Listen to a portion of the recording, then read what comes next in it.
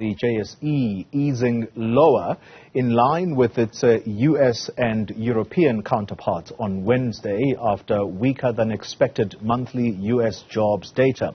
Investors firmly focused on the outcome of the Federal Open Market Committee's first meeting of the year. The Chief Investment Officer and founder of Makwe Fund Managers is Makwe Masilela. He joins us now for a quick markets update. Mr. Masilela, thank you very much for your time. Let's begin with that overview of how the markets are faring in early trade today. What's driving market forces?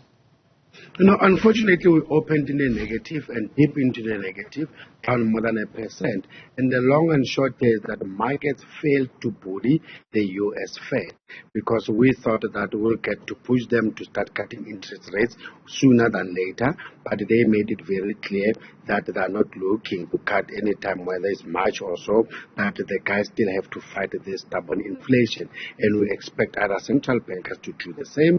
And even today, when we get an announcement from the Bank of England, we expect them to leave rates unchanged, but also not to give us hopes that interest rates will be going down anytime soon. And we've seen that with the likes of European Central Bank, even back home here last week, our central banker made it very clear that the aim is still to fight this elevated inflation. So that disappointed markets, and we saw the markets overreacting, and I'm saying overreacting because it has been very clear, the writing has been on the wall, that the guys won't be cutting come March. So now I don't know why we've reacted that badly, but it's a question of maybe we're trying to twist the arm of the central bank, and we failed decimally.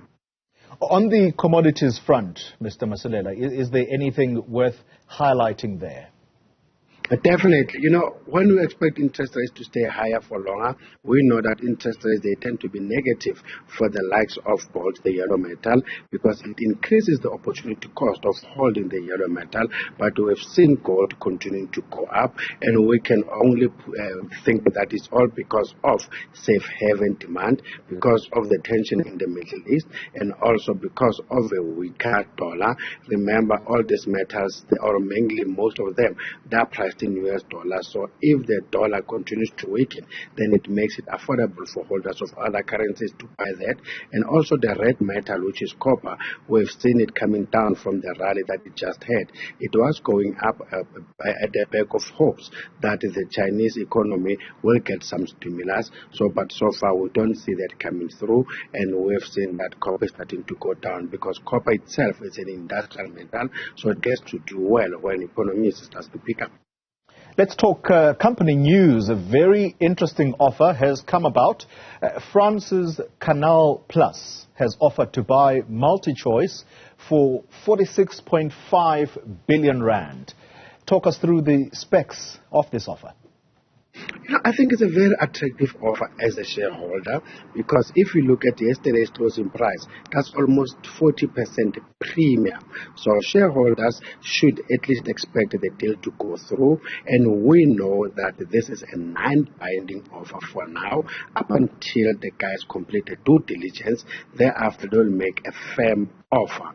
And now, hoping that it will still be around that level. And we've seen the nice reaction when it comes to the share price. It opened up almost 25%. But the story here is, we know that our laws back home here are very strict when it comes to media ownership, especially foreign media ownership. So it's going to still be a serious struggle for them to get the necessary approval. And I think we need to separate between the two, that shareholders can be happy because they're getting money, but now other stakeholders might not be too happy about the transaction, especially happening at a time when ownership of media is a big deal. But for the company itself, MultiChoice, for them to continue to strive in Africa, definitely they need scale, definitely they need someone who will have local and global expertise.